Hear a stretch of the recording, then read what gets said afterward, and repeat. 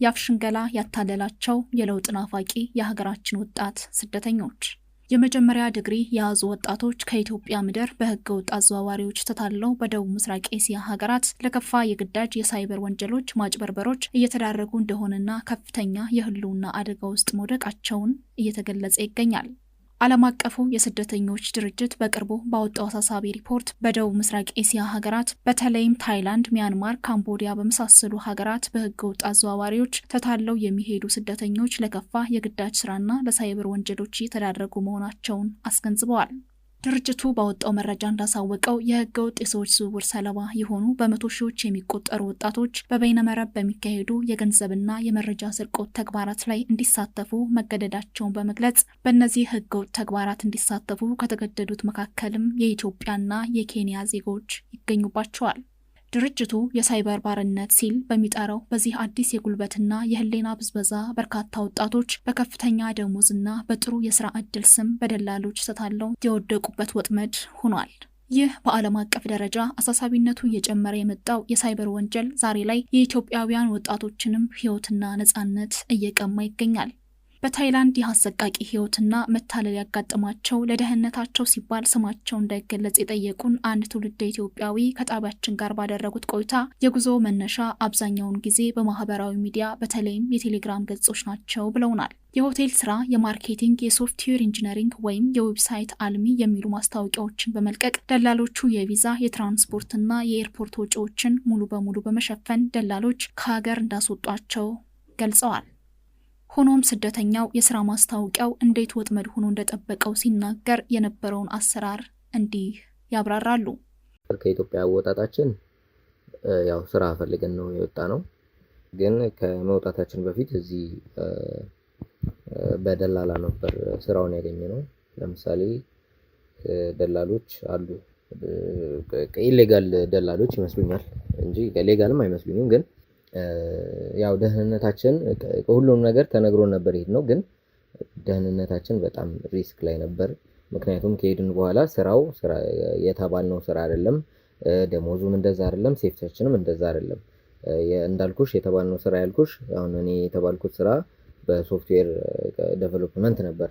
ከዛ ግን ሲሄድ ግን እንደዛ አይደለም፣ ስራው ስካም ነው። ስካም እኔ እንዴት እንደሆነ ባላቅም ማነው እንዴት እንደሆነ ላስረዳሽ ባልችልም ማጭበርበር ማለት ነው። ግን ያው ለኛ አይደለም ለነሱ ነው። እነሱ እንደ ቅጥረኛ እንሆናለን ማለት ነው። ቅጥረኛ ማለት የምታውቂው ቅጥረኛ አይደለም፣ ላይክ እንደ ባሪያ ነው የምትሆኚው። ለምሳሌ ከዚህ ስትወጪ ከሀገር ስትወጪ እነሱ ናቸው ቪዛ የሚጨርሱልሽ፣ እነሱ ናቸው የትራንስፖርት የኤርፖርት ምናምን ሁሉንም ቲኬት የሚከፍሉት ማለት ነው። ሁሉንም ወጪ በእነሱ ነው። ሶ አትሊስት እስከ 3000 4000 ዶላር ያወጣሉ። ያ ማለት በኢትዮጵያ እስከ 500,000 or 600,000 700,000 800,000 ሊሆን ይችላል እንደ እንትኑ። ሶ እንደዛ ያን ያህል ብር ያወጣሉ። ተጎጂዎቹ የተባለው ቦታ ሲደርሱ ግን ህልማቸው ወደ ቅዠት ተቀይሮ ፓስፖርታቸውና ህጋዊ ሰነዶቻቸው ወዲያውኑ እንደሚወሰድባቸውና ከዛም በተባሉት ሙያ ፋንታ በበይነመረብ አማካኝነት በዓለም ዙሪያ ያሉ ሰዎችን የሚያታልሉበት የሳይበር ማጭበርበር ስራ እንዲሰሩ እንደተገደዱ ገልጸውልናል። ከተባለው ውጪ ለመንቀሳቀስ የሚሞክር ደግሞ የወጣበት ወጪ እንዲከፈል ይገደዳል። ካልቻለ ግን ለሌሎች ወንጀለኛ ቡድኖች እንደ ዕቃ እንደሚሸጡ ይገልጻሉ። እዛ ከሄድሽ በኋላ ፓስፖርትሽ ይወሰዳል። ያለሽን ዶክመንት ምናምን ይዘሽ ከሄድሽ ያው ሁሉም ነገር ይወሰዳል። ከዛ አይ ስራውን አልፈልግም ልውጣ ካልሽ ግዴታ ያመጡሽን ብር መክፈል አለብሽ። ወይም ደግሞ አልከፍልም ካልሽ ደግሞ ይሸጡሻል ማለት ለሌላ ብላክ ካምፓኒ ይሸጡሻል። ብላክ ካምፓኒ ማለት እነሱ ናቸው ስካመር ካምፓኒዎች እስከሆኑ ድረስ ማለት ነው። ያ ማለት ከተሸጥሽ በ10,000 ዶላር ምናምን ይሸጡሻል። ከተሸጥሽ በኋላ ደግሞ እዛኛው ማልሰራም ካልሽ ደግሞ ድጋሚ እዳሽ እየጨመረ ነው የሚሄድ። እየተሸጥሽ ከአንዱ ወደ አንዱ እያልሽ እዳሽ እየጨመረ ከዛ ያው እዳውን ለመክፈል ግዴታ መስራት አለብሽ። ስትሰሪ ደግሞ ብዙ አመት ሊፈጅብሽ ይችላል እሱን ከቨር ለማድረግ። ስለዚህ ያለን አማራጭ እዛው መስራት ነው። ያለን አማራጭ ስራ መስራት ነው። ስለዚህ ቁጭ ብለን መስራት ጀመርን። የሚከፈለው ደሞዝ እንደተባለውም አይደለም፣ ሲነገረን ሌላ ነው፣ እዛ ከሄድን በኋላም ሌላ ነው። ስራውም እንዳልኩሽ ሌላ ነው። ትንሽ ደግሞ ትሬን ያደርጉሻል። ለአንድ ወር ትሬን ያደርጉሻል። በደንብ ነው ትሬን የሚያደርጉሽ። ምክንያቱም ፐርፌክት ሌብነት ስለሚያስተምሩ ማለት ነው። ሌብነት ሳይሆን ማጭበርበር፣ እንዴት ማጭበርበር እንዳለብሽ በደንብ ያስተምሩሻል። ስለዚህ እነሱ ናቸው ሁሉም ነገር የሚያዘጋጁት። ኮምፒውተር ያዘጋጁልሻል። ምንድነው አክሰሰሪዎች አሉ፣ ስልክ ያዘጋጁልሻል ምናምን። ከዛ እንዴት አድርገሽ ማውራት እንዳለብሽ ይነግሩሻል። ከዛ ሰዎችን ማለት ነው ኦል ኢን ዘ ወርልድ የትኛውም ሰው ሊሆን ይችላል፣ እነሱ የሚያመጡት ኮንታክት ይሰጡሻል። ያን ኮንታክት መሰረት በማድረግ አውርተሽ ከዛ ማሳመን ነው። አሳምነሽ ወደ አልባሌ የሆኑ ዌብሳይቶች ወይም ደግሞ የሰዎቹ የነዚህ ስካም ካምፓኒዎቹ የካምፓኒዎቹ ዌብሳይት ወደዛ ተወስጃቸውና ከዛ በኋላ ያው እዛው ዋና ባለቤቶቹ ናቸው የሚጨርሱት። ከዛ በኋላ የኛም የሚጠበቅብን የነበረው እነሱን አውርተን ማሳመን ብቻ ነው። እሱን እንሰራለን። ተጎጂው እንደሚሉት እነዚህ የታገቱ ስደተኞች በቀን ከ16 እስከ 18 ሰዓታት ያለ እረፍት እንዲሰሩ እንደሚደረግና የተቀመጠላቸውን የማጭበርበር ግብ ካላሟሉ ግን የሚጠብቃቸው ቅጣት እጅግ አሰቃቂ እንደሆነ ይናገራሉ። ስልካቸው በፍተሻ ስር ስለሚወድቅና የታጠቁ ወታደሮች የሚኖሩበትን ዙሪያውን ከበው ስለሚጠብቋቸው እርዳታ መጠየቅ ሕይወትን ለተጨማሪ አደጋ ማጋለጥ እንደሆነ ተጎጂው ይገልጻሉ። እኛ ይጎዱን ነበር። የሚገርምሽ ትንሽ ስራ ካልሰራሽ ለምሳሌ በወር አንድ ክላይንት ማለት አንድ ሰው አሳምነሽ እንደዛ ካላበቃሽ ደሞዝሽ እስከ መቋረጥ ድረስ ሙሉ ለሙሉ ደሞዝሽ እስኪቆርጡብሽ ድረስ ወይም ደግሞ የአካል ጉዳት ወይም ደግሞ የኤሌክትሪክ ሾክ እጅሽ ላይ እግር ላይ ምናምን ያደርጋሉ። ብዙ ጊዜ ሁለቱን ነው ባባሽ ወይ እንደዛ አይነት እንትን ሰውነት ላይ ጠባሳ እንትን ይልብሻል ወይም ደግሞ ደሞዝሽን ይቆርጡብሻል። ቅጣቱ እንደዛ ነው። ስለዚህ አማራጭ የለሽም። ሰርቫይቭ ለማድረግ እነሱ የሚሉትን እናደርጋለን ማለት ነው። ፕላስ በጣም ነበር የሚያስፈራሩ። እንደዚህ ብንጽፍ ስልካችን ባይዘው ከነ ፓስወርዱ ለአስቀምጠን ነው ስራ የምንገባው። ለምሳሌ ስራ የምንሰራው ወደ 17 ሰዓት 16 ሰዓት ነው የምንሰራው። 16 ሰዓት እንሰራለን ሚኒመም። ስለዚህ ካልሆነ ማታስገቢ ከሆነ ወይም ደግሞ ክላይንት እንደዚህ የሚጭበረበር ሰው ካላገኘሽ 2 ሰዓት ምናምን ደግሞ ይጨምሩብሻል። ድጋሚ ትሰሪያለሽ። 18 ሰዓት ልትሰሪ ይችላልሽ። ያለሽ እረፍት 3 ሰዓት ይሰጡሻል። 3 ሰዓት ለስልክ ትሰጫለሽ። ከዛ በኋላ ከ3 ሰዓት በኋላ ግን ስልክሽ ያንቺ አይደለም።